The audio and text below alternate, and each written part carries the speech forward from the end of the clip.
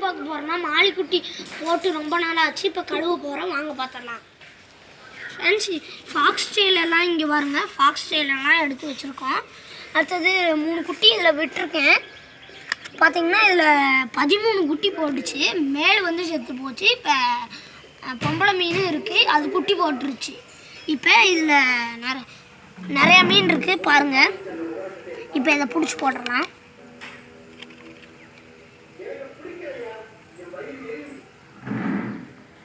பாருங்க, அழகழகாக இருக்குது குட்டிங்க. நீங்களும் உடுமலையில் தான் நான் வாங்கினேன், 20 ரூபாய்க்கு. பாருங்கள்.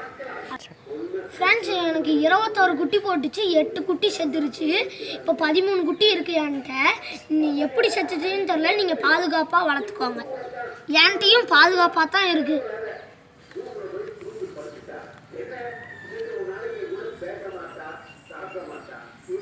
பாருங்க, அழகாக வருது. ஃப்ரெண்ட்ஸ், என்னால் பிடிக்க முடியல, தண்ணி கம்மி பண்ணிக்கலாம்.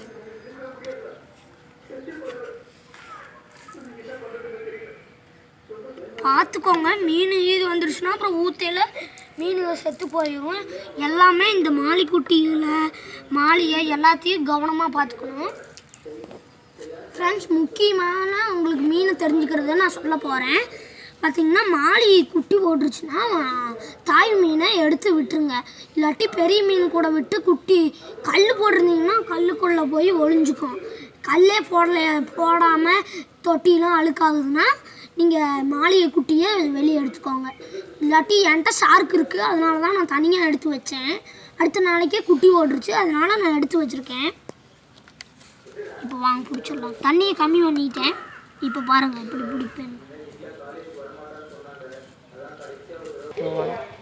ஃப்ரெண்ட்ஸ், இதில் பிடிச்சி இதில் போட்டேன். இதை கழுவிக்கலாம். பாருங்கள், மீனுங்கள்லாம் எவ்வளோ ஆக்டிவாக இருக்குது பாருங்கள். பார்த்திங்களா, அழகாக ஓடுதுங்க. இப்போ ஃபாக்ஸ் டெயில் வாருங்க, எவ்வளோ வளர்ந்துருச்சுன்னு உள்ள ஓட்டலாம். ஃப்ரெண்ட்ஸ், கழுவிட்டு வந்து உங்களை சந்திக்கிறேன்.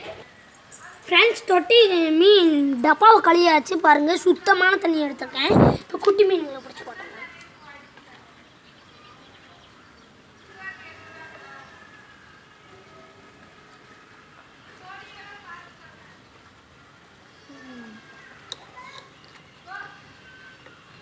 இதே மாதிரி எல்லாத்தையும் பிடிச்சிட்டு சந்திக்கிறேன். ஃப்ரெண்ட்ஸ், நம்ம குட்டிகளெல்லாம் போட்டாச்சு. இப்போ ஃபாக்ஸ் டெயில் எடுத்து போட்டுடலாம்.